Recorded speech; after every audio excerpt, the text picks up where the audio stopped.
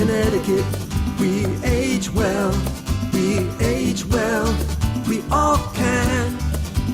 In Connecticut, we age well in every town across the lifespan. Welcome to the Age Well Academy, celebrating that our communities are stronger when we all belong. The Age Well Academy is produced by the Connecticut Age Well Collaborative, a statewide, cross-sector initiative that fosters communities where we all thrive as we grow up and grow older. Learn more about aging, dementia, and disability inclusive communities at ctagewellcollaborative.org. The Age Well Academy is an initiative of Connecticut Community Care, providing care management and transitional support services and helping people thrive at home with active and meaningful connections to their communities. In addition to Connecticut Community Care, the Connecticut Age Well Collaborative is also generously supported by the Point 32 Health Foundation, working to support, advocate, and advance healthier lives for everyone. The State Department of Aging and Disability Services, maximizing opportunities for the independence and well-being of people with disabilities and older adults in Connecticut. We're here today to move from idea to impact. In Connecticut, we're living longer, healthier lives than ever before. As demographics shift in unprecedented ways, there's a new opportunity to prioritize aging, dementia, and disability inclusivity in all of our work. Thought leaders from both within Connecticut and beyond will share resources to help your community start implementing best and emerging practices, ranging from advancing supportive decision-making to helping business owners support customers with dementia. Welcome to this latest event in our Age Well Academy.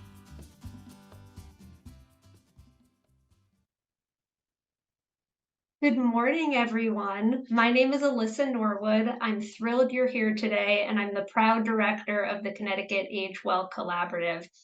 Many of you know who we are, but just as a reminder, the Connecticut Age Well Collaborative is a statewide cross-sector initiative helping Connecticut towns thrive across the lifespan with particular attention to aging, dementia, and disability inclusivity.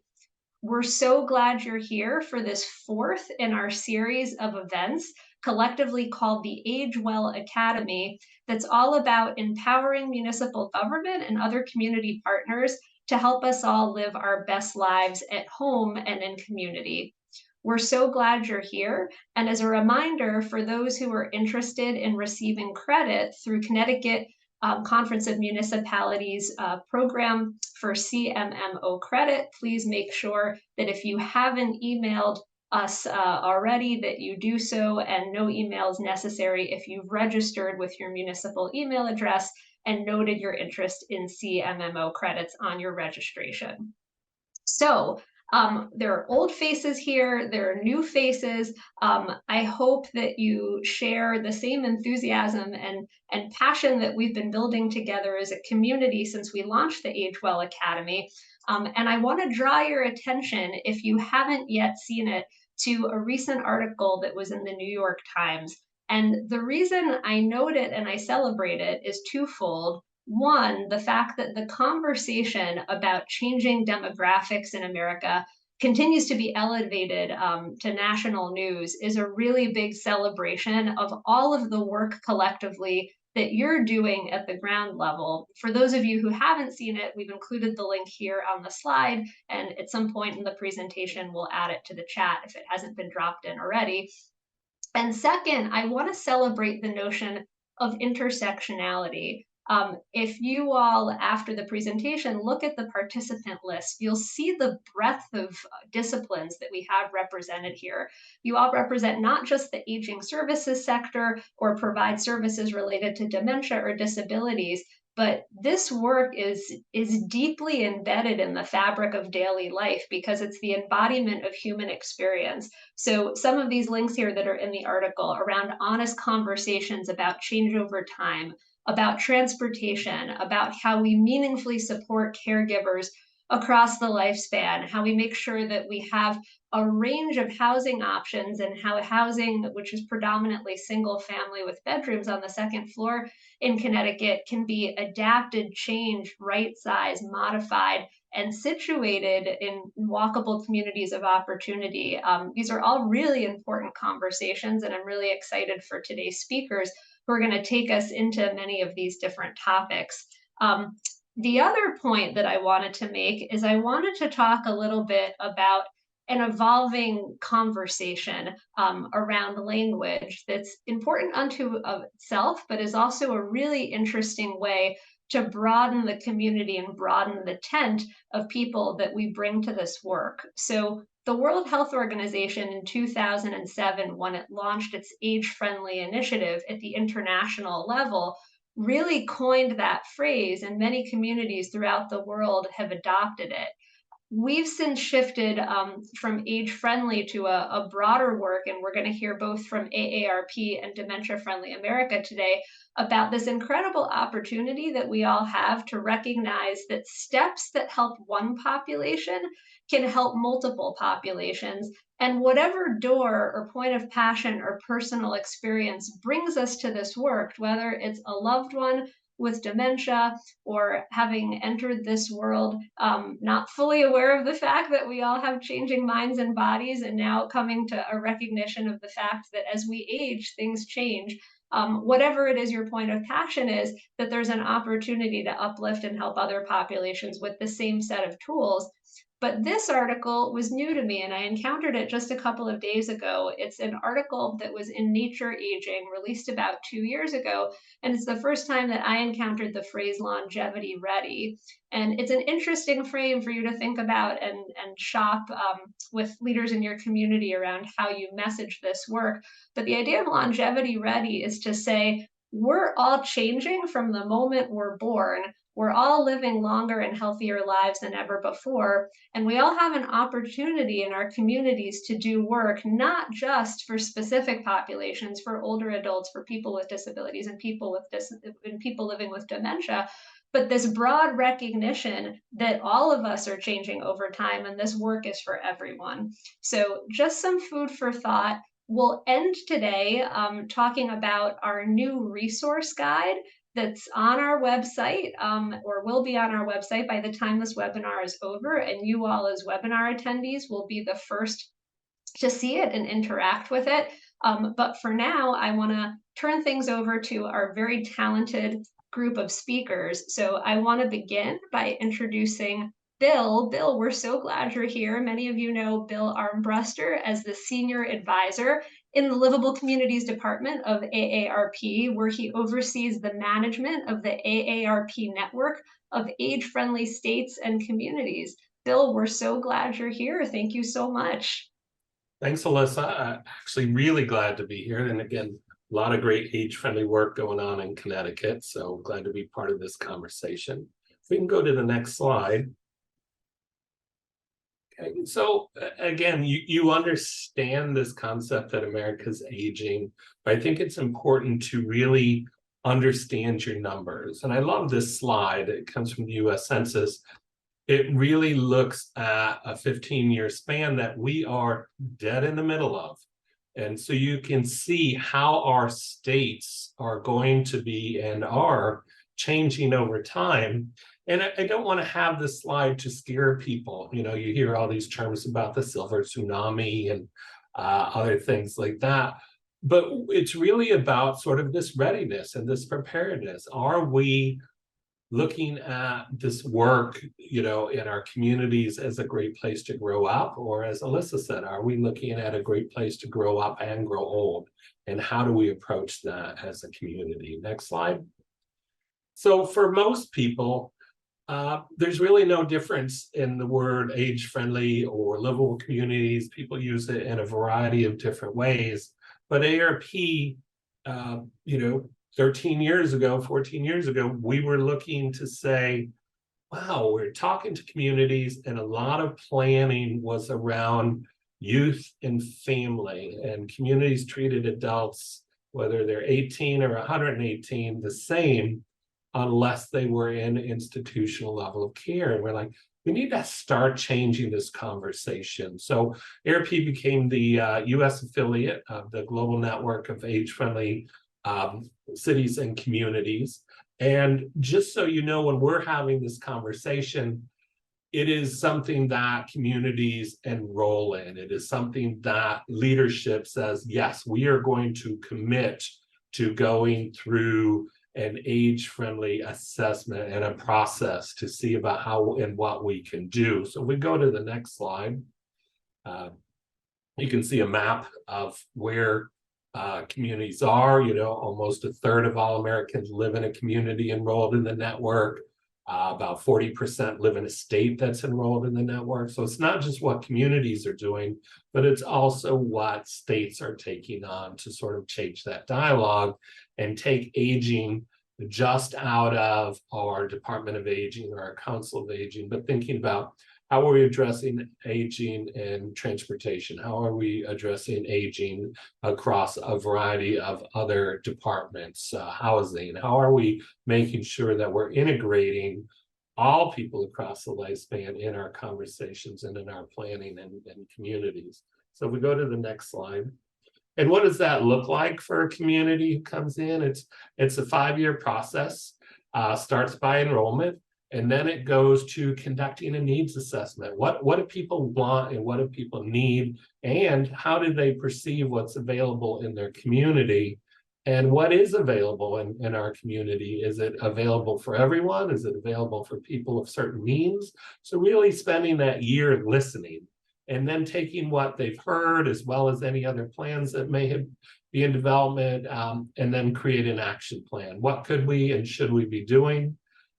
Then implement that plan and then do an evaluation of that. And then what we've seen for the network now being in 13 years, just about every community says this really changed a lot of how we work, how we think about things, how we communicate across our community, and we're going to do it again. So if we can go to the next slide. We also, there's benefits to enrolling, and for me, it's always about readiness. Is your community ready to go through a process? So we provide an organizing structure. We've got resources, enable change that benefit people of all ages. So again, we're not just looking at 65, 80 plus, we're looking at all residents. And again, how do we do these different resources? Again, we have technical assistance, webinars, and again, access to a network of over 700. I have to change that slide. We're almost up to 800 communities enrolled in the network as of this past week. So next slide. And what do we hear? We always are listening to our communities too. So we figure out, where are your struggles? Where are the opportunities? What are you working on? How can we help and support? So one of the big things is, you're not doing this alone. We've created an online platform that communities can connect with each other, find out who's like us, find out who else is enrolled within your state or within your region. And how are they doing the work? We provide resources and technical assistance. Again, they value being able to take aging out of just the aging network and to bring in chambers of commerce, bringing in higher education, a variety of different things. And it does have this legitimization of the work that you are thinking about all of your community as you're moving forward and what that would look like. And how can we do things differently by thinking about how we do things differently. Next slide. So part of the framework is no matter where you live in the world, access or looking at the quality of these features, which are the 8 domains of livability, are important.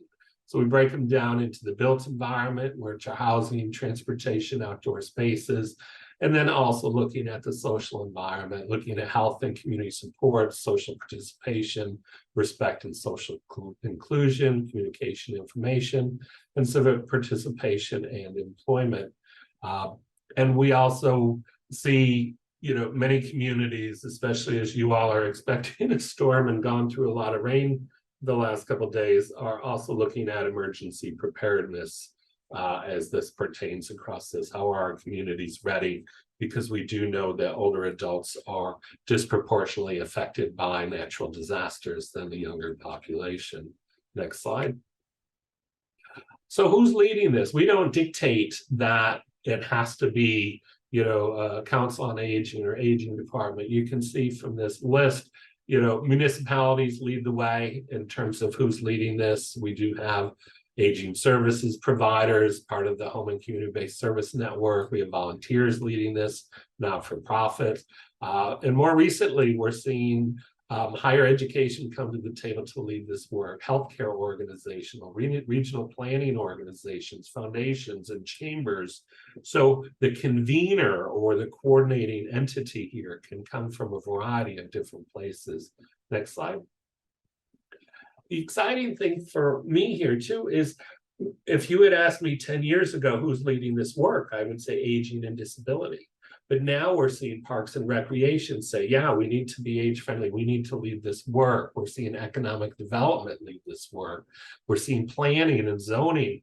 So you can see the leadership and engagement across age friendly is coming from, and this is just looking at municipalities, a variety of different ways, and then also bringing in other stakeholders as noted on the previous slide. Next slide. The other thing we're hearing is that, being enrolled in the network is creating a great impact. So looking at communities, whether they just enrolled all the way, whether they're on their second cycle of improvement, 68% are telling us that they have been able to affect policy change. And that could be in housing, transportation, it can be in, downtown revitalization, and 86% say they're overcoming barriers to age-friendly change. By having this conversation, they're able to move forward. Next slide. And as a result, we're also seeing this, communities have their comprehensive plans, they have their bike plans, their transportation plans. As a result of this work, communities are also telling us they're making permanent changes in their community by embedding an age-friendly lens or age-friendly provisions in all these different plans that communities are coming up with: economic development, digital plans, planning and zoning, transit plans, pedestrian. So you can see this is being embedded into long-term changes within the community. Next slide. And again, here's a list of a variety of resources that you can go and find things. The Livable Communities newsletter, if you get a chance, it comes out weekly. It highlights different things from around the nation that people are doing, and things that communities are interested in, everything from promoting transportation options, etc. We also have a interactive map where you can find what's going on. We do an annual community challenge grant, which are sort of these quick start grants that'll be coming out in January. Those are being implemented right now. So we have a lot of resources, a lot of publications. These are all free and accessible to all of you. So if you have questions for me, put them in the chat and I will turn it back to Alyssa. Bill, thank you so much, not just for a really thoughtful presentation, but for the time and care with which you lead communities in this work. When you look at the breadth of resources that AARP has, you might think that Bill has an army leading this, but he has a very lean staff and a lot of passion and a lot of heart for this work. So we're so grateful you're here and we thank you. And a growing number of Connecticut municipalities are engaging in this space, and we hope that you're inspired after today's presentation to reach out to myself at the Connecticut Age Well Collaborative or Bill directly, and we're excited to grow the network so that AARP isn't just providing support with the Connecticut Age Well Collaborative, but that all of you together are seeding a movement and creating a network within Connecticut to lift each other up. So Bill, thank you again for being here. Relatedly, I'm next proud and pleased to introduce Mary Eck. Mary Eck leads efforts for a similar program with a slightly different but interrelated emphasis called Dementia Friendly America. Mary is the program director for it, and Dementia Friendly America is a national initiative administered by US Aging.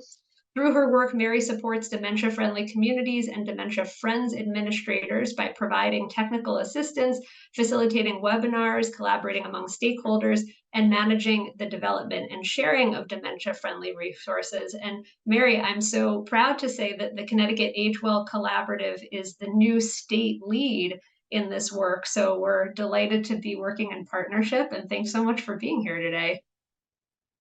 Thank you, Alyssa, and you stole my big reveal, but I'll be able to say it again on our state lead slide. But as Alyssa mentioned, my name is Mary Eck, and I'm the director of Dementia Friendly America. I've been engaged with this work for many years, beginning with my work in Minnesota, my hometown, and where I'm speaking from today, with the work of ACT on Alzheimer's, which was the state model from which Dementia Friendly America was born. Next slide, please. So you'll see here, Dementia Friendly America uses this visual to show that it takes a village to support individuals with dementia and their care partners. Dementia Friendly America was adopted at the White House Conference on Aging as a national initiative, modeled after ACT on Alzheimer's, a statewide initiative that began in 2011 and then adopted at the White House Conference on Aging in 2015. US Aging is the administrator of Dementia Friendly America, and we are guided by a national council of over 35 national organizations that are supporting this effort. You'll soon learn, if you haven't already, that this is a collaborative effort, and we rely on all of those engaged in this work to move this effort forward. Our vision is that every part of the community plays a role and can work together to take steps to create a dementia-friendly culture. Businesses, healthcare systems, communities of faith, local governments, first responders, and the list goes on. And we're thrilled to see that that public health has assumed a greater role in this work and recognized dementia as an issue of public health. Next slide, please. So we've been hearing the term dementia-friendly community for quite a while now, and more often lately, which is great that there is increased awareness. But what does that actually mean? There's no exact definition, but DFA defines a dementia-friendly community as one that is informed, safe, and respectful of individuals with dementia, their families, and care partners, and provides a supportive option that fosters quality of life. Our CEO, Sandy Markwood, describes the work of DFA so well. So I'll steal this from her when she says that we're equipping individuals and communities to walk toward people living with dementia. And they can do that if they are educated and have the resources to do so. And that is what DFA aims to do. So when a community joins the DFA network, it means that the community is working to become more dementia friendly through a community approach involving at least 3 sectors of the community and including people living with dementia and their care partners in the planning, and then by adopting dementia friendly practices and goals. Next slide, please. So what is our reach as a network? We are just thrilled with the momentum that we are seeing. And as someone who was part of the launch of DFA many years ago with only 6 pilot communities, it's so exciting to see that our network has grown to over 400 dementia-friendly communities across 43 states. And we also have 26 states that have state-led efforts, with Connecticut Age Well Collaborative joining the network as the state lead for Connecticut just last month. And so this visual kind of shows the expansiveness of our network. And of course, we have a goal to have representation, numerous communities represented across all 50 states. Next slide, please. So here we have Connecticut, and we have, of course, the state leads, the Connecticut Age Well Collaborative. We have a community in Southington. I never say that right, I'm sure. And then we'll be hearing from Lori in Greenwich with Age and Dementia Friendly Greenwich after my presentation. Next slide, please. So our initiative, Dementia Friendly America, provides technical assistance, tools, and resources to assist communities and individuals in taking action to become more dementia friendly. And our goal at the national level is to help communities by laying out a roadmap and providing resources that communities can pick and choose from, knowing that there isn't a one size fits all in this work. So if you go to our website, you'll find sector guides, provider tools, a community toolkit, and other guidance that can be used in dementia-friendly efforts.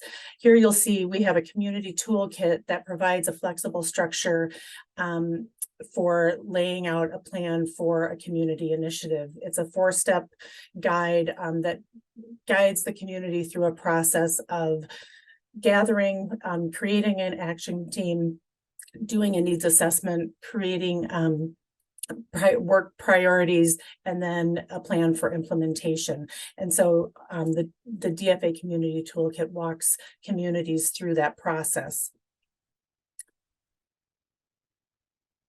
Thank you. Next slide. We also have a Dementia Friendly at Work training that provides a full curriculum to train businesses in being dementia friendly. We are also adding a Dementia Friendly at Work training designed for healthcare settings, and that came through our ongoing partnership with Act on Alzheimer's, the state model that I mentioned earlier. We do have more trainings coming as we're building our library of resources and have increased capacity to support other sectors in this work. Next slide, please. Our sector guides are a very popular resource. We have 11 sector guides that provide information, resources and action that a specific sector can take. And this is self-driven within the sector. We've recently added an airport sector guide in partnership with the Dementia Friendly Airports Working Group. And we are expanding to salons and entertainment with our capacity funding that we've recently received from AZI. And then also you just heard from Bill, and we also have, I don't have a slide here for that today, but we also have an overlay of how age-friendly and dementia-friendly work aligns and how one can build off the other. And Bill and I have actually joined in presentations together to show how communities can make that work. Next slide, please. We also have another initiative under the Dementia Friendly America umbrella called Dementia Friends USA, and that's a part of a global social awareness movement. And this is where participants attend a Dementia Friends champion-led session to learn about what it's like to live with dementia, to recognize the signs of dementia, and then commit to taking action. We are active in 33 states and territories through a sublicense process, and we currently have over 148,000 dementia friends in the US, and this number continues to grow.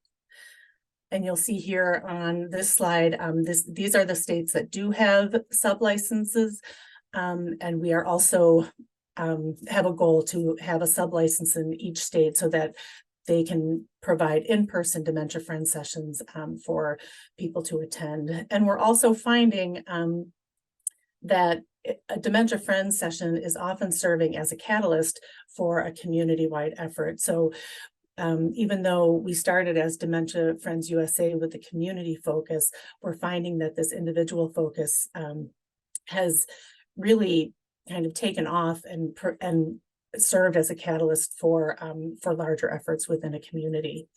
So we're so excited to have Connecticut join our network, to have state leadership, and to bring on more communities in Connecticut.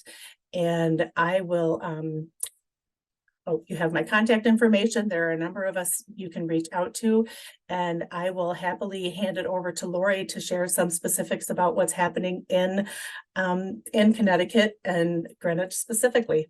So thank you.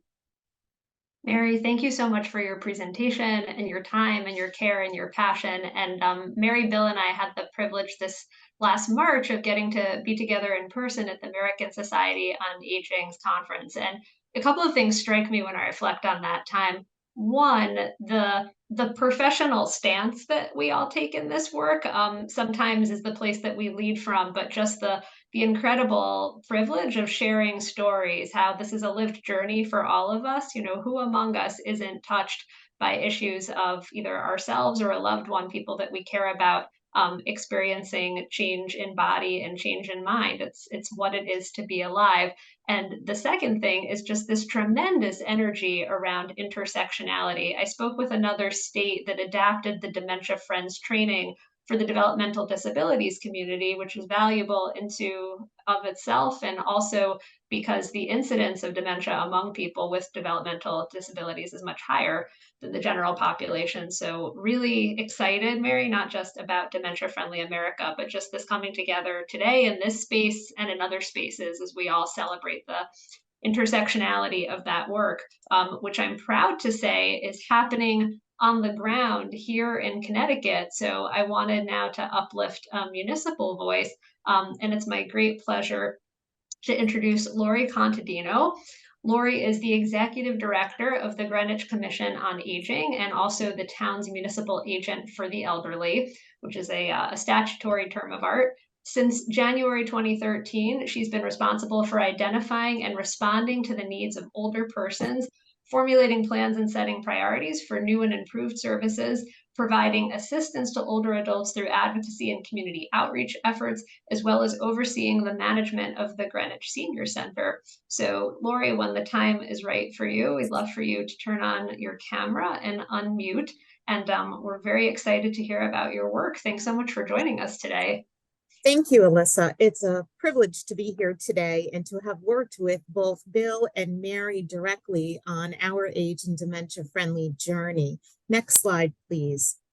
So a quick snapshot. The town of Greenwich is the southernmost town in the state of Connecticut, actually bordering on the state of New York. It spans a total area of 67 square miles, which is approximately twice the size of Manhattan, and incorporates a total of 5 zip codes. But these areas are further subdivided into smaller unofficial neighborhoods, and it was that neighborhood approach that we used to guide and inform our work. There are approximately 63,500 residents in Greenwich, of which 14,600 are adults age 60 and older. And the town's racial profile is perhaps a bit more diverse than perceived. And while predominantly recognized as an affluent community, 28% of Greenwich residents live below the ALICE threshold, which are households that are above the federal poverty level, but below a basic cost of living threshold. Next slide, please. Our basic assumption is that it takes whole communities working together to make environments age and dementia friendly, in which we harness innovation, imagination, cooperation, and collaboration from all sectors, partnering within communities, yet learning across communities, which we're doing today. Next slide, please. Our vision is a community that is accepting, respectful, and inclusive of all people, regardless of age, ethnicity, race, gender, and ability. And our guiding principles include that successful age-friendly planning meets the needs of individuals across their lifespans. Emphasis be placed on the promotion of a healthy and engaged, community-oriented lifestyle. Enhanced access to information and heightened awareness about resources actually facilitates an individual's ability to successfully age in community. That cultivating a culture of understanding, empathy, and acceptance about dementia, about disabilities, about other chronic conditions leads to a more livable community for all. And finally, that cross-sector planning and collaboration enhances the communal environment. Next slide, please. So for us, it all began back in 2016 when the town of Greenwich consulted with Dr. Ruth Finkelstein, who led the Age Friendly New York initiative, Dr. John Rowe, who is a leader in the field of health policy and aging, Bill Armbruster, our senior advisor, and Columbia University Mailman School of Public Health to research best practices and to partner with us on this initiative. In December of 2016, Greenwich enrolled in the AARP network, And we incorporated something a little different, which was a special provision in the endorsing resolution that the first selectman appoint a member of the Board of Selectmen as a liaison to the Commission on Aging. This strategic decision enabled a direct line of communication both to and from the first selectman's office and publicly conveyed significance and respect for what we sought to accomplish. In 2017, we saw the formation of our Age and Dementia Friendly Greenwich Advisory Board with broad representation from all sectors. We established a survey committee and created a survey instrument seeking to measure resident priorities and perceptions across all domains. And Bill Armbruster was a guiding light to us during this time, helping us to weigh what was nice to know versus what we needed to know, because I wanted to know everything. We formulated a communication plan that incorporated public information sessions, fireside chats, as well as a robust survey dissemination strategy. And in 2018, our survey was ready for deployment. It was 54 questions long, which was a long survey. So we incentivized participation by offering a chance to win one of 5 $100 gift cards. Our surveys were available in both Spanish, English, paper, and digital format, and we had over 60 community volunteers assisting with distribution and collection. 5 community listening sessions and community walkabouts were facilitated. And in 2019, we submitted application to Dementia Friendly America, having completed all of the essential requirements. We received notification of designation as a dementia-friendly community in August of the same year. Well, we developed a 3-year action plan, and our plan was to focus on those concrete, low-cost initiatives that would yield tangible, noticeable results. Next slide, please. So year 1 of our action plan actually commenced in January of 2020. And while we so carefully planned every detail up to this moment, we never planned on a global pandemic. So our accomplishments across these 3 action plan years actually resulted in a myriad of anticipated and some unanticipated age-friendly, dementia-friendly, and disability-friendly outcomes. Next slide, please. We recognize that working to create communities that are sustainable and accessible to all requires a process across the life course that progressively improves the fit between people's needs and the environment in which we live. So more certainly a very dynamic process. Next slide, please. Don't worry, I'm not going to read all of these. These are just some examples of our success. So if we look at outdoor spaces and buildings, one thing we did was to create an age-friendly map of parks and facilities throughout town, and conducted an ADA assessment of all of our facilities and had staff participate in an ADA simulation. Under the domain of transportation, we designed and implemented a new on-demand transportation option for individuals utilizing Uber for business and a local taxi service. Under the domain of housing, we incorporated age-friendly language into the town's plan of conservation and development, amended zoning regulations to incentivize accessory dwelling units, and developed an affordable housing trust fund. Next slide, please.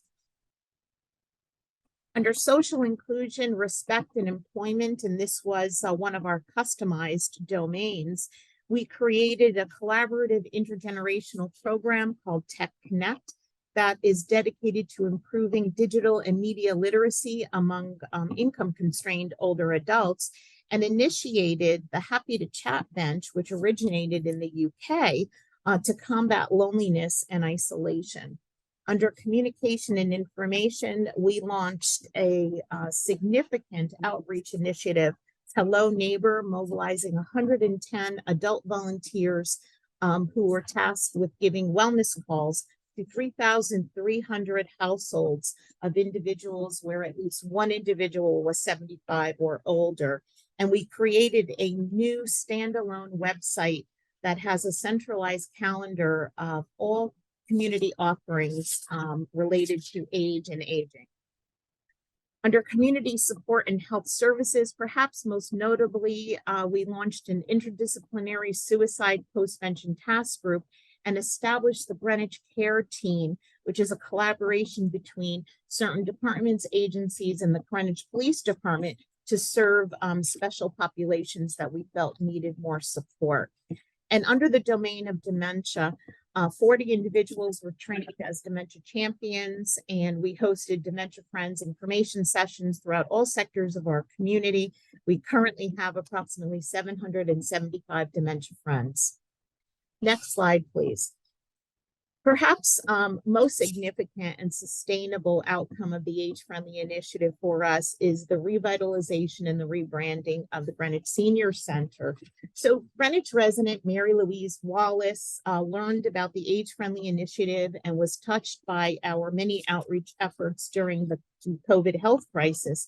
And upon her passing, we were informed of a very generous legacy gift to the Commission on Aging in the town of Greenwich. And that was $2.7 million for the renovation of the Greenwich Senior Center and $2.2 million for the creation or implementation of new evidence-based programs. And what this enabled for us was the ability to reimagine aging services, to re-envision programs, to meet a rapidly growing and diverse demographic of individuals, to reconceptualize wraparound services, to actually rename the Greenwich Senior Center the Wallace Center for Vibrant Living and Purposeful Aging, and to recognize that we all age and that dementia, disability will not define or limit opportunities for any of us to lead healthy, meaningful lives and the ability to contribute to our community. Last slide I just have is a screenshot of our notification official from AARP recognizing our commitment to being an age-friendly community. Thank you so much. Lori, every time I talk to you, I'm in awe, and witnessing your telling of this story is no different. I remember when we talked about this presentation, I likened it to having a child in college and having to go back to the beginning and say, what advice do you have for new parents? So I really appreciate you going back to the beginning and taking us through the story and through the journey, and not just the impressive volume of what you've done, but for communities that are here sitting both maybe impressed, but also daunted, saying, well, how could I possibly achieve what Greenwich achieved, to just take a look at the slides, which we will circulate afterwards, and just what's one thing that my town can do to be more inclusive. And you offer an incredible menu of options for people to consider. So thank you so much for such inspirational work. Incredibly grateful that you're here. Thank you. So this is, again, I've mentioned a space of a lot of celebration of cross collaboration. We've heard from national organizations, we've heard from Lori on the ground and municipal government, and it's now my great privilege to bring this conversation to the state level in terms of what the nonprofit world is doing and the incredible partnerships that are happening across sectors and silos. So our presentation from the Alzheimer's Association Connecticut chapter is going to be from Christy Koval, who's their Director of Public Policy and also Region Policy Liaison for New England. In this role, Christy works to advance the association's federal and state policy priorities with grassroots advocates and partners, with state agencies overseeing efforts on public health initiatives. She's also going to share some exciting news that has impacts not just for state government, but also local government from the most recent legislative session. So Christy, when you're ready to turn on your camera and microphone, we're so excited to hear about the Alzheimer's Association's work, and thanks for being here. Thank you so much. It's great to be here, and you can go to the next slide, please. So the Alzheimer's Association, we are a national organization, but we have local chapters in every state. And really, our work is about people and science. So we are a worldwide voluntary health organization dedicated to Alzheimer's care, support, and research. And Very simply, our mission is to lead the way to end Alzheimer's and all other dementia. And we do this in 3 ways: accelerating global research, driving risk reduction and early detection, and maximizing care and support. So those are the 3 areas that we do. We do care and support, research, and advocacy. And I want to just stop and acknowledge that this is a really exciting time in the space. You may or may not know that there are now 2 FDA-approved treatments, disease-modifying treatments for Alzheimer's disease. They are designed to treat people in the early stages of the disease. And one of the really exciting things around this is that for the first time, it's changing the conversation about Alzheimer's disease because research is happening. There are more drugs and more research in the pipeline, and it really is now with our health systems and with our partners changing that dialogue. And we're really excited to be a part of that. Next slide, please. We are very, very committed to our DE&I efforts nationwide and here in Connecticut, because we do realize that the challenge is to make sure that everyone has access to an early and accurate diagnosis and then access to treatment options. So here in Connecticut, we have a DE&I steering committee. We do regular community forums in communities. We do Purple Sundays at faith-based community for the 10 warning signs and how to access treatment options or care and support. And we are really leveraging partnerships and trying to build more partnerships around the state. Next slide, please. We do a nationwide and local facts and figures report. And right now, more than 6 million Americans are living with Alzheimer's disease or other dementia, 80,000 here in Connecticut. We do expect that number to climb in just a couple of years to 91,000. Age being the biggest risk factor for developing Alzheimer's disease, and we are an aging state. And while we do the facts and figures each year, we always showcase what we can do and do special reports. And right now, we're really looking at one of the top blocks here in this slide, that people are not talking to their doctor when they're experiencing cognitive decline. And we really want to change that, both with the providers and folks who are going into the doctor's office, to really be transparent if they are showing signs and symptoms of memory loss. Next slide, please. One of the many ways that we help is our 24-hour helpline. We encourage anyone to call this. This is somebody who has a concern about themselves or their loved ones. We encourage providers and people who work for state agencies or case managers. Just anyone can access the helpline. We provide service in multiple languages. These are master level clinicians who provide this information. And we want to be able to answer the most basic questions. If you have a concern or are looking for a geriatrician or an elder law attorney to perhaps needing care, or just, answering and being that sounding board. We also provide free education classes. We have a portal of education classes online, and we also do classes all around the state in person through a network of volunteer and staff-led programs. And we also have, I know we had AARP on. AARP is one of our great partners for something called the Community Resource Finder. I urge you to take a look at that. Not only can you look at our Alzheimer's Association programs and services, but you can look at resources around the state, as well as resources in other parts of the country. Next slide, please. We run 50 virtual and in-person support groups around Connecticut. We also provide free dementia care consultations with family members.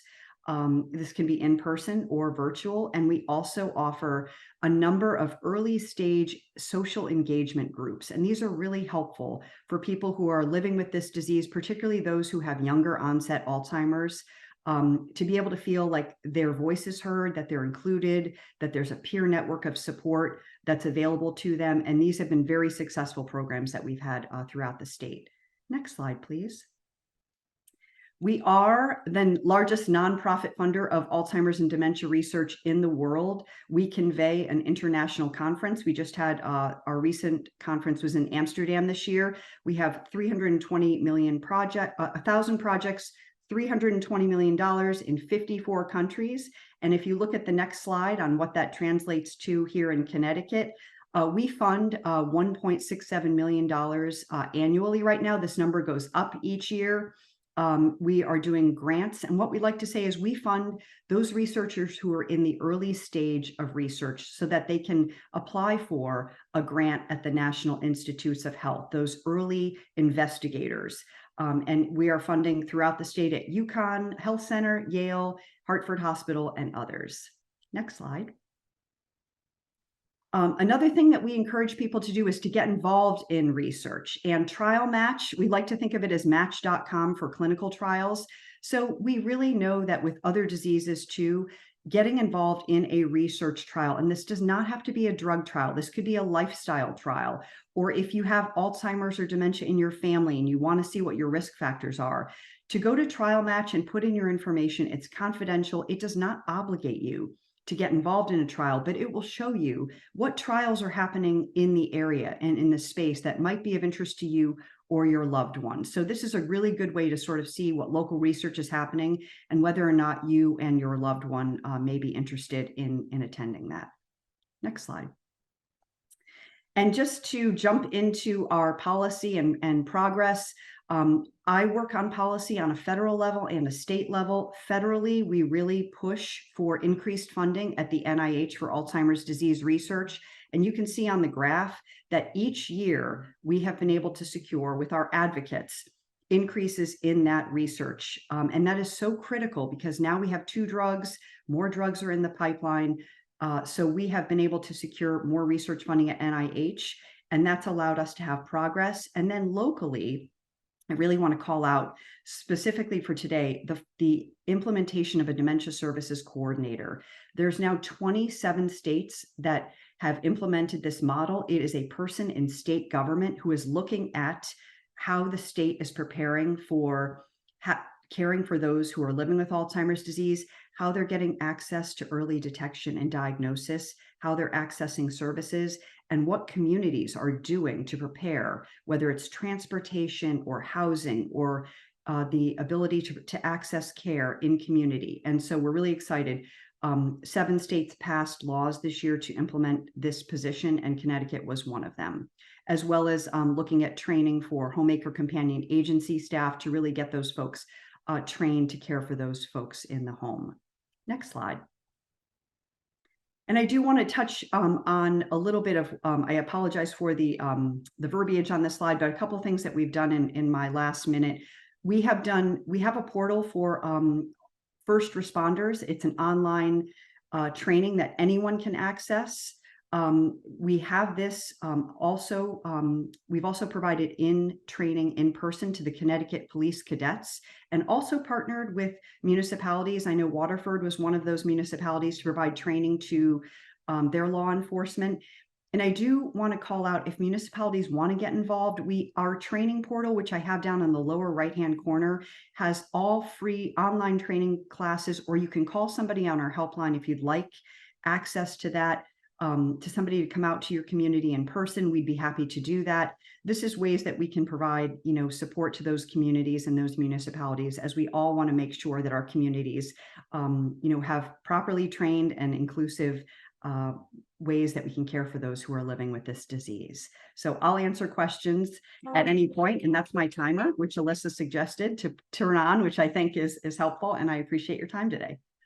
Christy, thank you so much for your leadership in the state. And also, the slides that you put together really tells this story. And I feel like so much of the conversation around dementia, importantly, focuses on early diagnosis, intervention, and now exciting prospects in treatment. But I really appreciate the holistic lens in the conversation to say, we are humans in bodies, which are complex and mysterious. And for all of our progress and advances, the reality is that in some way, cognitive change will always be with us. And the conversation also goes beyond just Alzheimer's disease. There's partnership across a lot of different diagnostic categories, because in the end, we're all just living the experience of navigating the world differently after a diagnosis like this. So I really appreciate the emphasis, particularly given our audience, on what local government can do, not just in those more clinical realms, but also in this inclusive space of making sure that first responders are equipped to respond compassionately, thoughtfully, and in aware way that doesn't just benefit individuals living in the community with Alzheimer's disease, but perhaps a whole range of different experiences. So really grateful for your work and really grateful for your partnership. And thanks so much for your continued advocacy in the state. I also want to note that, as you all know, we have a really full panel of presenters. We're hopeful because we're moving along on time beautifully. There'll be an opportunity for question and answer at the end. There is a place to click on Zoom, the Q&A button, to provide questions, but feel free to do them in real time. And for our panelists, if you could monitor both the Q&A as well as the chat, and there are things you can respond to in real time rather than at the end, please feel free to do so. We're next going to take our conversation back to municipal government and celebrate a really incredible model that's not just substantively really interesting, but also is the embodiment of regional cooperation. You all know that towns are very differently resourced and that each community has different strengths and opportunities, and that in our very, very small state that we're all stronger together. So it's my great privilege to introduce both Lauren Ray and Karen Green, who are going to do some sharing about a really exciting project called the LGBTQ Moveable Senior Center. Lauren Ray is the Director of Senior Services for the town of Woodbury.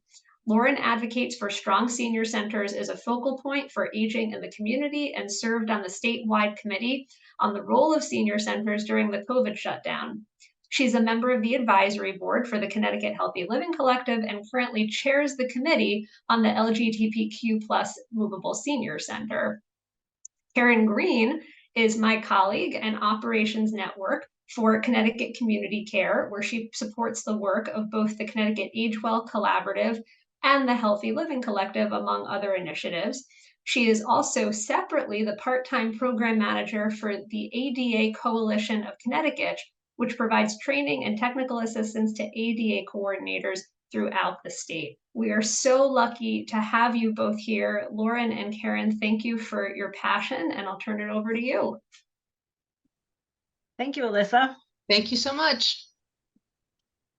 So you can go to the next slide, Alyssa. So I just wanted to set the stage a little bit, and you can see by the organizational chart sort of in the center of your screen, the logo for Connecticut Community Care. Connecticut Community Care is a care management organization here in Connecticut, serving about 15,000 clients a year. And it helps the clients to reach their goals to live how and where they choose in the community, providing supports and resources to do that. You can see on the other side of that organizational chart are the special initiatives, and the Connecticut Healthy Living Collective sits with the Connecticut Age Well Collaborative as a special initiative of Connecticut Community Care.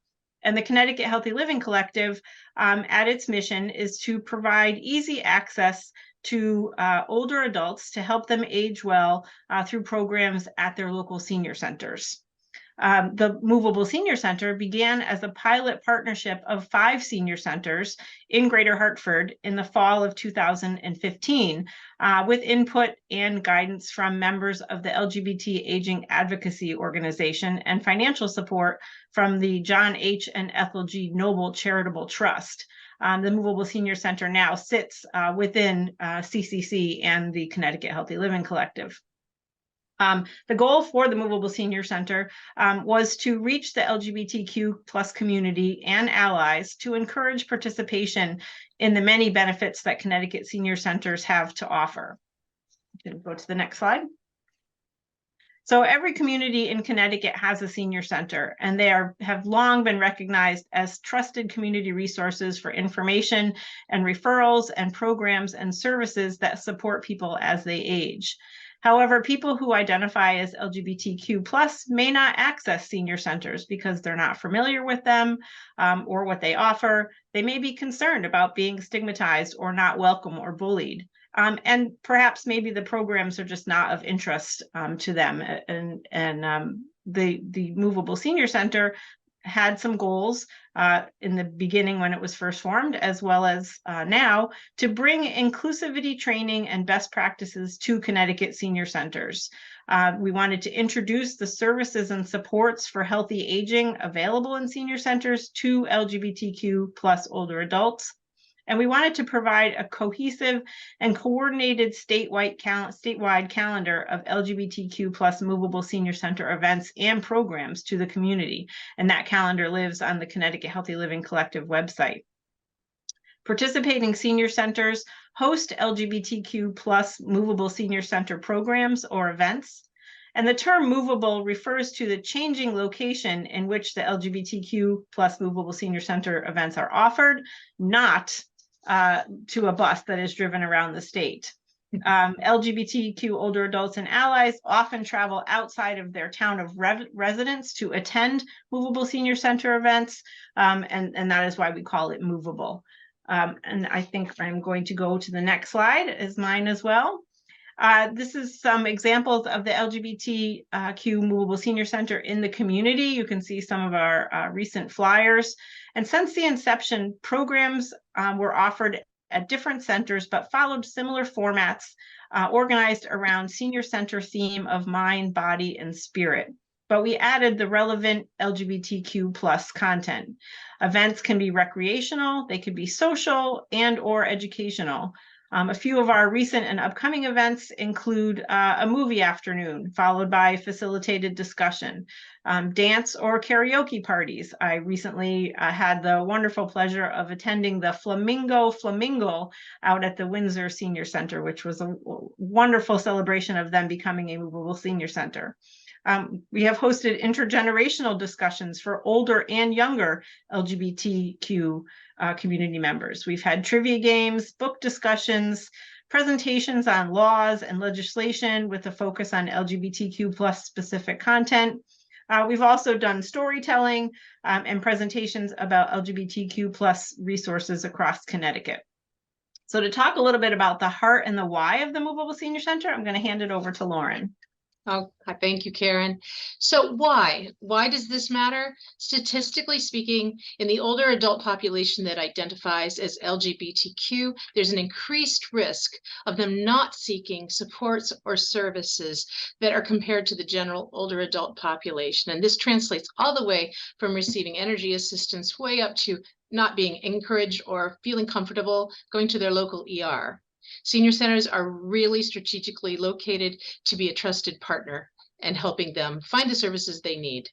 44% of LGBTQ respondents in a recent poll said that they or someone in their house struggled with social and physical isolation, compared to only 23% of non-LGBTQ plus respondents in a recent poll. And also, LGBTQ older adults currently have thin support networks. They don't necessarily have large families. They often do not have children. And so they are more likely to be single or living alone at an advanced age. But also the heart of the matter. Positive health outcomes are correlated to not being isolated and alone. Communities benefit from engaged citizens, right? So people who feel that they belong are more likely to participate in community activities, to support and contribute to community life, and create a more healthy and diverse and dynamic community at large. Also, intentional inclusion can change lives. People want to be seen and to see, right? As the New York Times article said. I will give you two very brief case studies. Both are true, both come from our own senior center. One man attended one of our movable senior center programs. As part of that planned day, we gave them a tour of the building, and he asked a few questions, then he drifted away. But a week later, he called to ask for some assistance with transportation. And then he asked for an appointment with our municipal agent to discuss some programs. Eventually, he became a regular participant in our center, and he became a volunteer art instructor throughout the community. After his passing, his sister called us from out of state to tell us thank you for making him feel at home. That meant a lot to us. And a second case study, a man who asked for an appointment with me outside of the Movable Senior Center programming, but because he had seen the press release, came in, and there he seemed to be a little confrontational with me. He was asking a lot of questions about helping people at home. After the meeting, about 2 days later, he called again, And he said, "Oh, you passed the test." I said, "What test?" He said he considered himself to be an advocate. He is identified as LGBTQ. If he thought we weren't walking the walk, just talking the talk, he was ready to mount a campaign.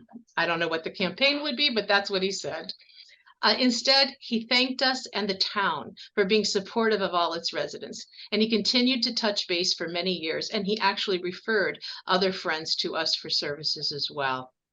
So if someone does not know about or feel welcome at a senior center, they can resist the idea of being connected to us. The LGBTQ plus programs offer a way of making intentional inclusion inviting, so that people want to come and be part of it at no risk to them. They can leave at the end of the day if they like, but often they do not. Often they retain a contact, and when they need services and help, they know a friend at the senior center. And that's the why. Karen? So I think we were going to talk a little bit about, you can go to the next slide, Alyssa. We're going to celebrate some of our key accomplishments. Of course, our biggest one was just launching the program in 2015 with a few senior centers. And we have now revamped the program in 2023. We sent out an RFA and we added 24 more senior centers to the list of movable senior centers here in Connecticut. We also updated our logo and added the Q+, and we have made available to these senior centers additional training. This is going to be ongoing through 2023 and 2024 via SAGE, as well as with a consultant that has experience in LGBTQ plus best practices. And one of our other, kind of going back to the beginning of the list, we were able to keep participants engaged during COVID. As Lauren said, it can be very isolating if you're a member of the LGBTQ community, and certainly during COVID, that was even more pronounced, and we were able to launch some virtual programming. Lauren, you were going to talk about how community Yes, how can you participate? Senior centers can connect directly with the Connecticut Healthy Living Collective. You can help promote these programs in other towns. You can ensure the communications that are coming from your organizations have inclusive language. This is where the idea of intersectionality comes back into play. And what benefits one group will benefit us all. So if our language is inclusive, it really supports people and they feel seen and they can see. Encourage acceptance and active support community-wide, and provide education and awareness around issues and all aspects of community life across the age span. Thank you so much. Thank you.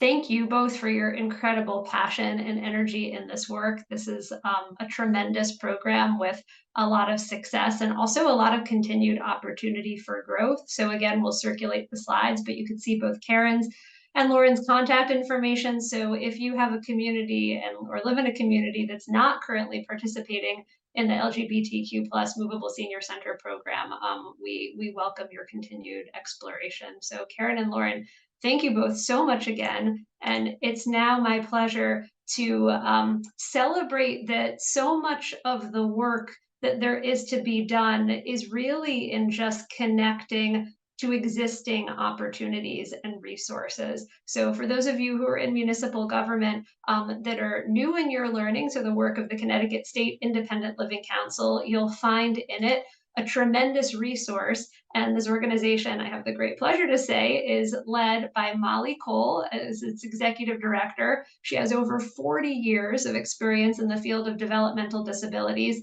and nonprofit management. And she comes to this position with an array of leadership experience, including serving as the associate director of the University of Connecticut Center for Excellence in Developmental Disabilities and the director of the Connecticut Council on Developmental Disabilities. So thank you so much for being with us today, Molly, and it's my privilege and pleasure to turn it over to you. Thank you so much. And it is my pleasure to be here with all of you. These presentations have been remarkable. What I want to walk you through today is a little bit about the state independent living movement in Connecticut. And I want to focus specifically on supported decision-making as one of those initiatives. Next slide, please. So just a word about our mission. In Connecticut, we promote choice, equal access, opportunity, and full inclusion of people with disabilities into economic, political, social, cultural, and educational mainstreams of American society. Our focus is on building a great life for people, finding ways to accommodate them in as many ways as we can. And you'll notice a prime example of that is actually my PowerPoint, because when we do presentations, we try and make them accessible to anybody who might be watching. And that means that for someone with a visual impairment, it has to be clear with very limited graphics. That is not a slight on any of you. You've done some beautiful presentations, but I sometimes feel the need to explain why we don't do graphics. We don't do graphics because in our populations, people really need the ability to access the information, and some of them use screen readers. So a screen reader is totally botched by a lot of graphics. Next slide. So in Connecticut, there's one state independent living council. That's what I direct. And there are 5 centers for independent living. Let me be clear. These are not residential centers. They are not places where people live. They are centers that are primarily staffed by people who have disabilities, who live independently in the community, and are there to assist and support other individuals through an array of services. So you can see there are 5 of them. They are located in communities across the state. There's one in Naugatuck, Stratford, West Haven, Hartford, and Norwich. They are each incorporated separately. They answer to their own boards, and I do not provide oversight to those centers. We do work collaboratively for an independent living movement in the state and to promote policies that will allow that to happen. Next slide. So we do have federal authority. We were established under the Rehab Act of 1973, amended in 2014. I won't spend a lot of time on this, but we are administered through the Department of Health and Human Services, and the Office of Independent Living Programs is our oversight. Next slide. In our philosophy for independent living, there are some key elements. The first and foremost and most significant, and something that I think a lot of our presenters have emphasized, is consumer control. To really make sure that when we do the work to assist someone to go into the community, that they are in control, that we are following their lead and their choices. Peer support is critical. That's why the centers are all staffed by individuals with disabilities, so that they can relate to the challenges and navigate the resources that are in those communities. Independence is a key element here, so self-help and self-determination are critical. We do a lot of work around equal access and accessibility in our communities, and that's not just physical accessibility, but it's attitudinal, it's accessibility of materials, information, and supports. And there's a lot of individual and system advocacy that goes on within each of the centers. So they're really working to maximize the leadership and independence of individuals, and to promote integration and full inclusion within the mainstream of our communities. Next slide. Our federal funding really covers the financial assistance to expand and improve independent living services, and financial assistance to support statewide networks of independent living. So, our federal funding doesn't do a ton of other work, but that's what it covers. Next slide. We are, our federal funding flows through a state agency, that's ADS, the Department of Aging and Disability Services. They are a member of our Silk Board of Directors. They coordinate the efforts to do our reporting, the SILS report to ADS, and they do sign off on our state plan. We write a state plan every 3 years. We're in the throes of writing one now, but they sign off on that. Next slide. So a little bit about the history. This is conceptualized as a moral imperative. It's not a social services model. It's a model of people being able to live good lives in their communities. That's something that we can all embrace. I think you've seen that in all the presentations today. The idea is that the consumer is in control, and that permeates the history, the law, and the regulations. So they're more than service delivery centers. They really are about embracing that concept of good life building what needs to be built in the communities to make that happen, working on the policies that will make that happen, and supporting individuals. So it's the whole package. It's about establishing welcoming communities, making sure the resources are there, and opportunities for everybody, including people with the most significant disabilities, to participate in systems advocacy and operationalize the philosophy.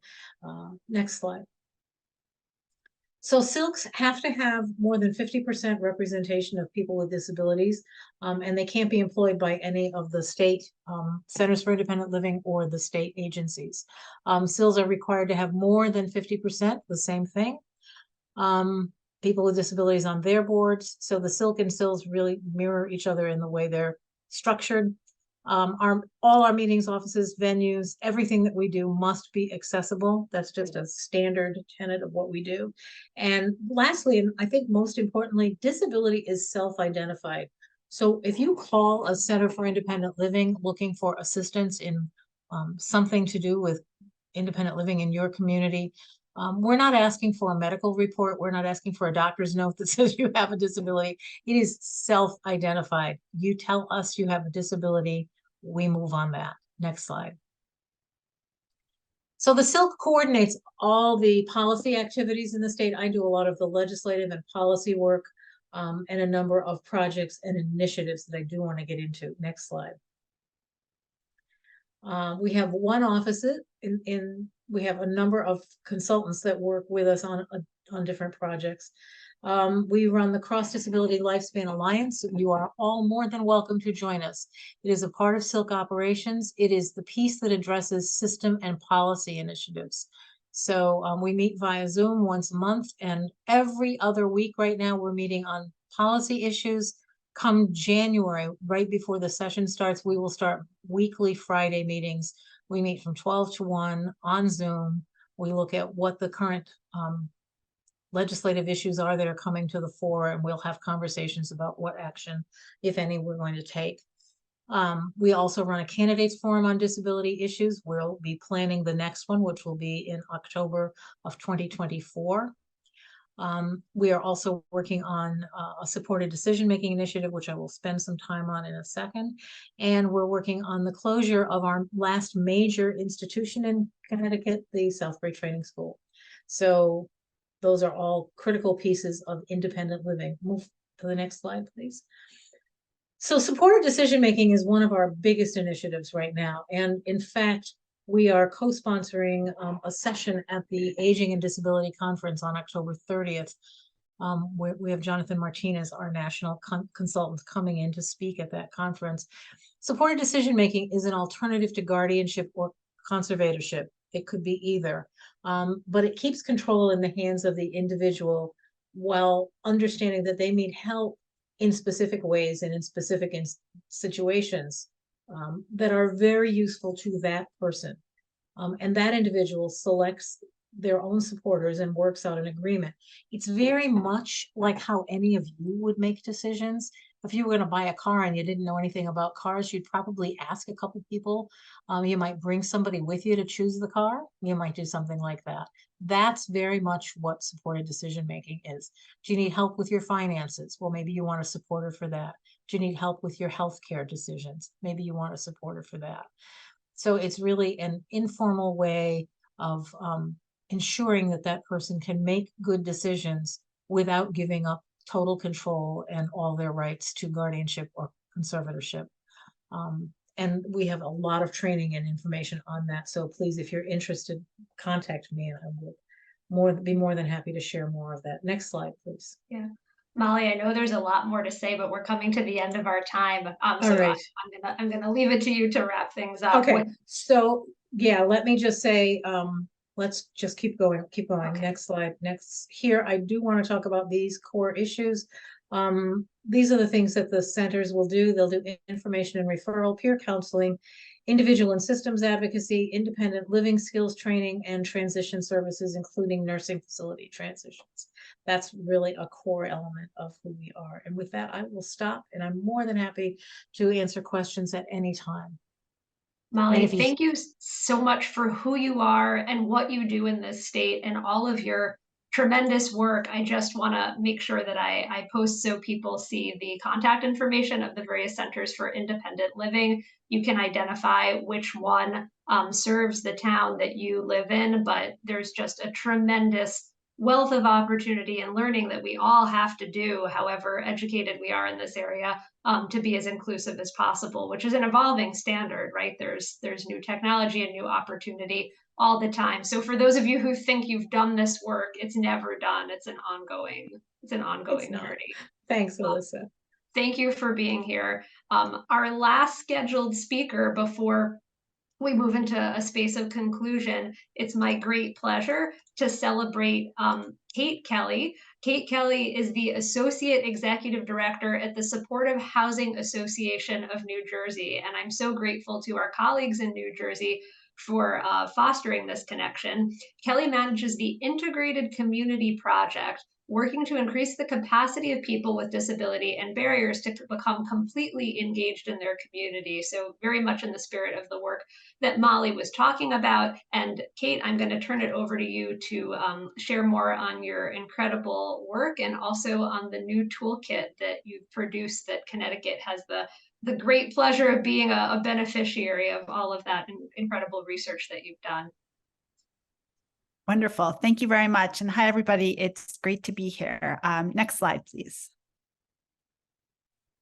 So our Integrated Community Project we're very grateful for funding we've received from two foundations that I mentioned here on this slide, the Henry and Marilyn Taub Foundation and the New Jersey Council on Developmental Disabilities. Next slide.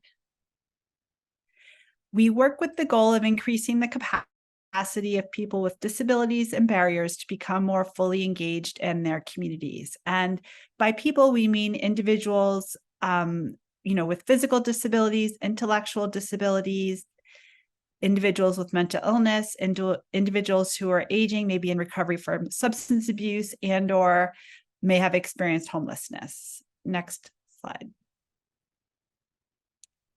And this just goes into a little more detail, this slide, about, exactly what I was saying. And we recognize that, often folks have more than one barrier. We don't, necessarily live in silos. And oftentimes, especially as we all age, there are multiple barriers. Next.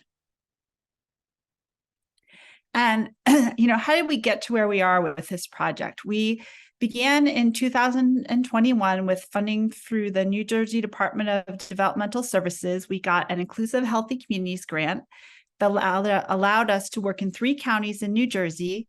We ran 7 focus groups where people from all of the categories of barriers I just mentioned, we recruited with people with a variety of barriers who joined us in focus groups and really shared with us their hopes and dreams on how they would like to feel more involved in their community.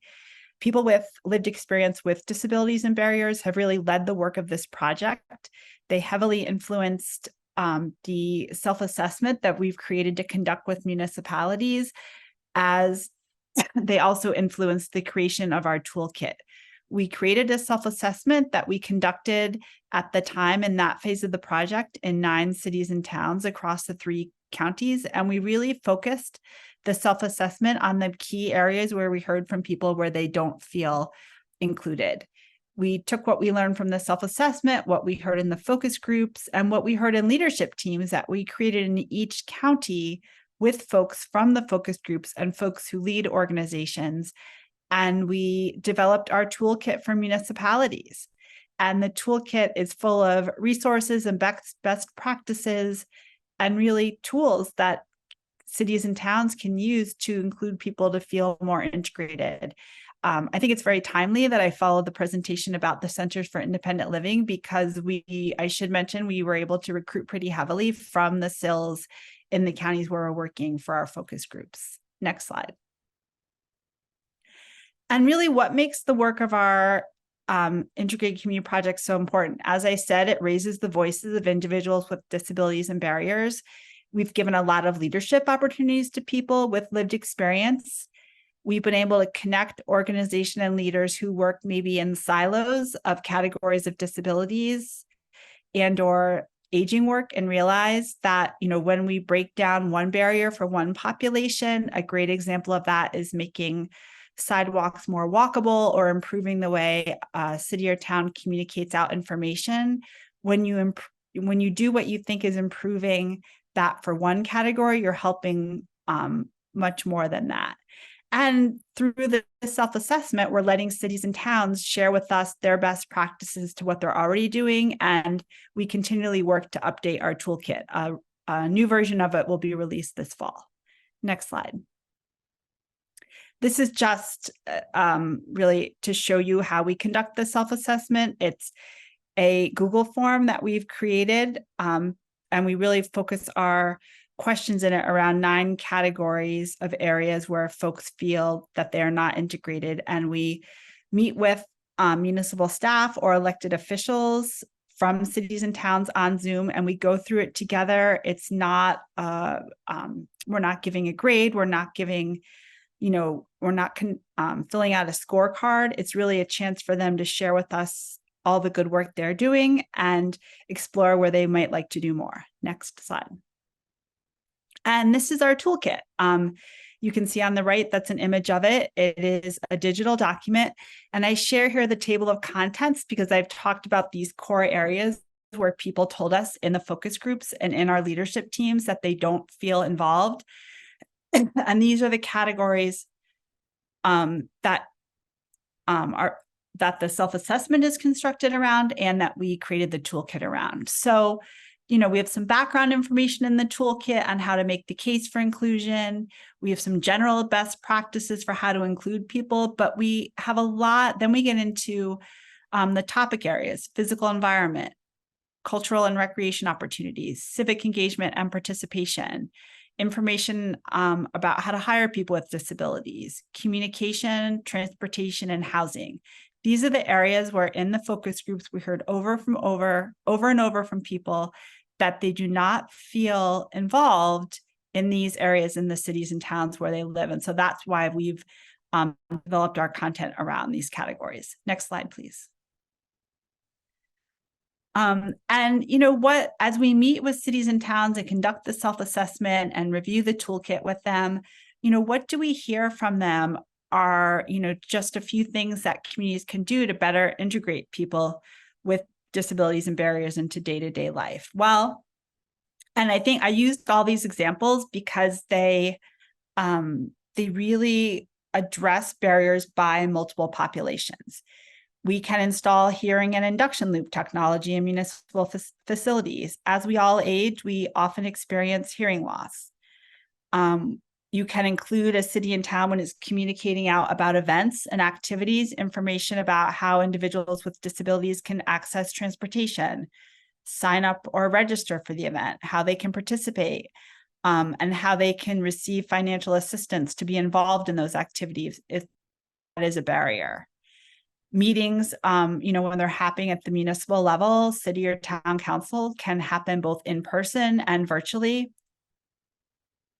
And I used the walkability example earlier, but when thinking about walkability, when cities and towns are doing planning work, they can go to the folks with disabilities and barriers to the areas, neighborhoods where they live and ask them, what do you need to make this part of town more walkable? Curb cuts, enhanced crosswalks, whatever might be needed. Next, please. And this is my contact information. Our website is on here. The toolkit is available on the website. We have a great 2-minute video that is an introduction to the project. And I'd be more than happy to have a conversation with anyone about the toolkit. I'd be happy to share the self-assessment with you. The toolkit is really introduced to cities and towns once we've completed the self-assessment, but we know that others are using it too. It's not just being used by cities and towns. We know that advocates are finding it to be a really helpful tool. So thank you. Kate, thank you so much for your leadership, your work in New Jersey, and for your professional generosity in coming to another state's event to share your leadership with us. We're so grateful. I am aware of the time. We're scheduled to end at 12:30. So for those of you that have a hard stop, I want to honor your commitments and thank you for coming today. For those of you who have 5 more minutes, I'd ask that you please stay on so that I can walk you through what I hope is a really exciting integration and celebration of cross connections of all of the different presentations that you've heard today. So you've heard a number of different organizations talk about guides, toolkits, checklists, resources. We also recognize that in town government, your time is limited. So I just wanted to share the exciting news that we've read them all, celebrate them, and integrated them all, celebrating all of our partners, lifting them up into one document that we're releasing today called the Connecticut Age Well Collaborative's Practical Action for Aging, Dementia, and Disability Inclusivity. For those of you who have been with us on this journey and in this work, you'll know that the framework that Bill showed earlier from AARP and that many of these topical areas have been alluded to by other speakers was first created by the World Health Organization in 2007 with stakeholder engagement. We slightly modified it, right-sized it for Connecticut, and modernized it. So you see our 10 impact areas listed here, and it's these categories around which the guide is organized. So we invite you to read it, use it, and most importantly, to use it as a space of saying, I can do this work. There's a beginning. There's one thing that my town can do to become more aging, dementia, and disability inclusive. Even if I can't do all of it, there's at least one thing and hopefully many things. It's the 4th in our Municipal Resource Guide series. These are all available on our website, and we hope that you'll continue to use, celebrate, and engage with these documents. They are all, including today's guide, evolving documents informed by all of your input and feedback. So please tell us where we can grow and do better. And then finally, I just wanted to let you all know that we have one final event in 2023 scheduled as part of our Age Well Academy. It's one I'm incredibly excited about, and it's called Honoring Lived Experience and Creating Community Authority. The link to sign up is available. It's Wednesday, October 18th, and it represents the culmination of a year-long program called the Community Leaders Fellowship, comprised of individuals who are aging, living with dementia, living with disability, or a care partner of such. They've all been co-creating with leadership in the Connecticut Age Well Collaborative, where we go, what we do, and what our agenda is going forward. And we hope inspiring a model where communities can move from what's now a community-informed paradigm, namely that resides in a town hall model of government, creating a convening space and listening and moving more toward a community-driven model. So we'll talk a lot more about that and release our resource guide next month. I want to close with this Brené Brown quote that says, "True belonging only happens when we present our authentic, imperfect selves to the world. Our sense of belonging can never be greater than our level of self-acceptance." It's a beautiful quote.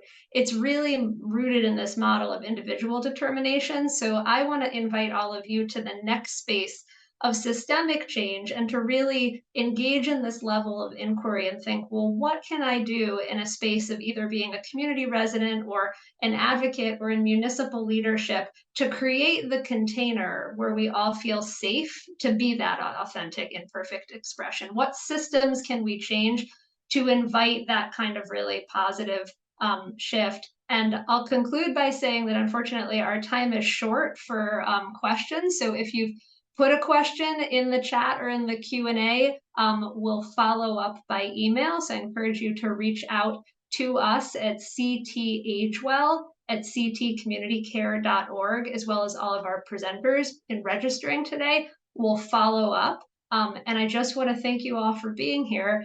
As we do with the conclusion of every Age Well Academy event, we're going to be closing with our theme song, sung and composed by the incredible local musician and storyteller Jeff McQuillan. Please sign off when you'd like, or listen to the lyrics about how in Connecticut we all age well. Thank you so much for being here.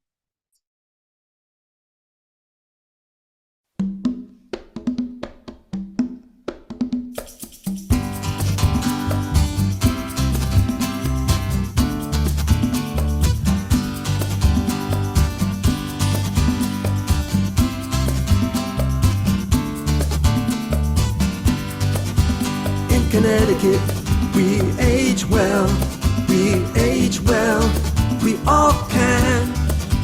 In Connecticut, we age well in every town across the lifespan. We all gather wisdom in our open hearts, growing stronger when we all belong. Opportunity in community, including everyone, is where it starts. In Connecticut, we age well, we age well, we all can. In Connecticut, we age well in every town across the lifespan. Got complete streets we can get around, housing choice and public space abound. Join our progress toward equity, deep connection and inclusivity. Visioning the future, we listen and we learn. Let's go where we grow all life long.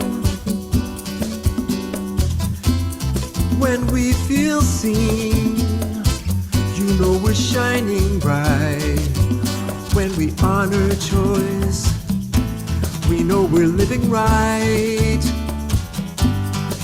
Follow all to chart systems change, to make places we can thrive. We'll plan and zone together, dance here every season is good, it's so good, good to be alive. In Connecticut, we age well, we age well, we all can. In Connecticut, we age well in every town across the lifespan. In Connecticut, we age well, we age well, we all can. In Connecticut, we